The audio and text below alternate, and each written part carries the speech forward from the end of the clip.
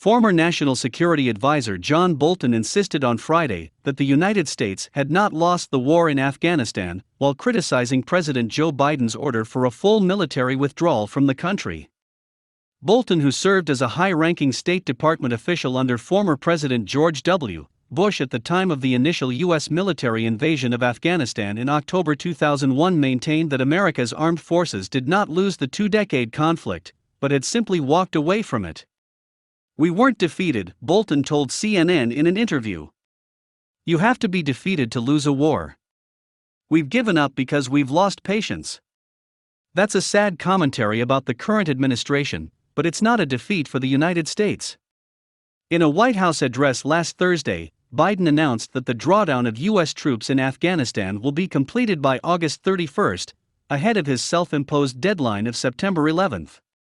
General Scott Miller, the top American general in Afghanistan, departed the country on Monday. Meanwhile, the Taliban has continued to make rapid gains across Afghanistan, claiming last Friday that it had seized 85% of the country's territory. Western officials have warned that the U.S.-backed Afghan government in Kabul could soon fall. The criticism from Bolton, who went on to serve as Bush's U.S. ambassador to the United Nations before returning to government as former President Donald Trump's national security advisor, comes after Bush himself denounced the drawdown in an interview on Wednesday. The former president told German broadcaster Deutsche Welle that Biden's withdrawal was a mistake that would yield unbelievably bad and sad consequences. Afghan women and girls, in particular, could suffer unspeakable harm at the hands of the Taliban, he said. On Friday, Bolton described Bush's comments as something really remarkable, especially given the former president's preference for avoiding public criticism of his successors. "It's how former presidents ought to behave. He's tried to stay out of politics, and it's been very rare when he's come forward and said anything like the passage you just showed," Bolton said, referring to Bush's interview. "But I think it's because he remembers 9/11, Bolton added.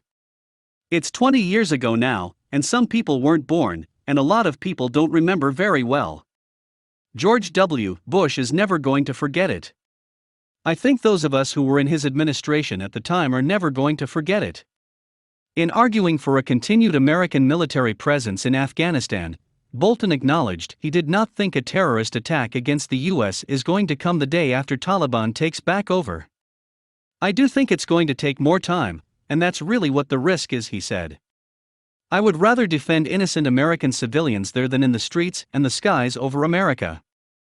Bolton also predicted that if the Taliban succeeds in toppling the Afghan government, the hand of the extremists in Pakistan will be strengthened, and the risk of a Pakistani Taliban takeover of that government increases substantially.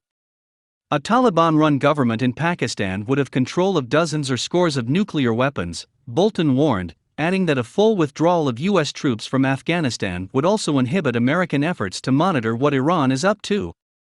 "This was a central strategic position for the United States," he said. "We're giving it away. We're getting nothing in return.